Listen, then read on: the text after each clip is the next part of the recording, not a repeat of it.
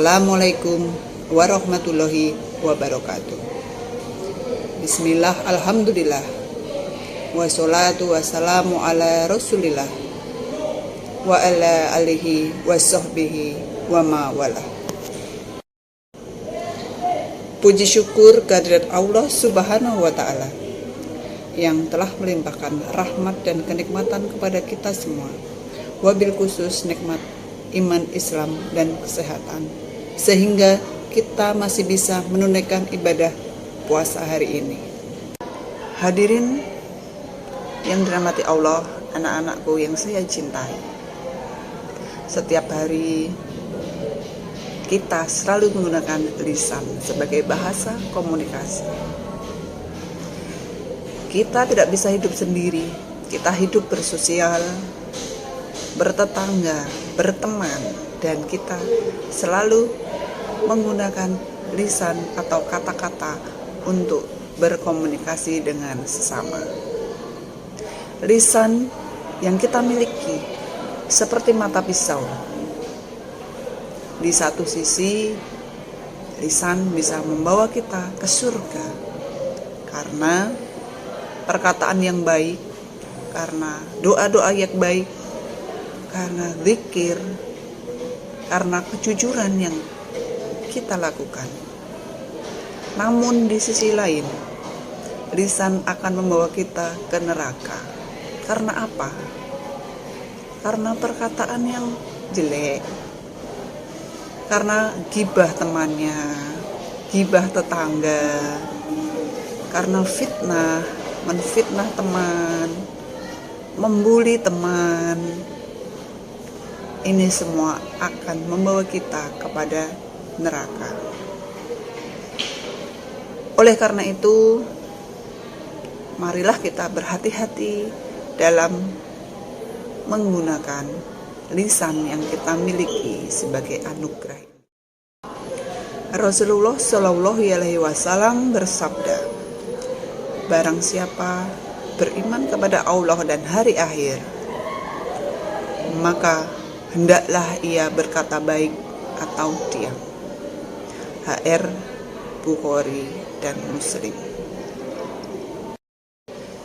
Islam mengajarkan bahwa keselamatan manusia sangat bergantung dari kemampuan dalam menjaga lisan. Banyak permasalahan hidup seperti pertengkaran, perkelahian, keretakan sebuah hubungan, dan prasangka buruk yang bersumber dari manusia yang tidak mampu menjaga lisan. Semuanya itu bersumber dari ucapan yang tidak dijaga. Bahkan dalam sebuah riwayat disebutkan bahwa seseorang yang rajin beribadah bisa menjadi ahli neraka jika kata-katanya tidak dijaga, jika perkataannya sering menyakiti manusia lain, jika kata-katanya sering menggunjing orang lain. Oleh karena itu, marilah di bulan yang suci ini kita belajar. 1. Berpikir sebelum berbicara. Apakah yang akan kita bicarakan ini sudah benar? Apakah kata-kata kita ini sudah sesuai fakta atau kebenarannya? Ataukah malah kata-kata kita ini bisa menyakiti hati orang lain? Nah, jadi sebelum berbicara, hendaknya kita berpikir, gimana kira-kira perkataan saya ini sudah benar atau malah sebaliknya? Itu yang pertama. Yang kedua, menjaga lisan dari gibah dan fitnah. Nah, ini memang sulit untuk dilakukan, karena untuk menjaga lisan untuk membicarakan orang lain itu memang susah, tetapi kita harus mencoba. Kita harus memulai mencoba untuk menghindari gibah atau membicarakan orang lain. Yang ketiga, diam jika tidak bisa berkata baik. Diam itu lebih baik daripada berkata sia-sia. Kalau perkataan kita tidak bermanfaat, kalau perkataan kita menimbulkan fitnah, sebaiknya kita diam, ngampet untuk tidak berkata-kata kalau itu tidak baik.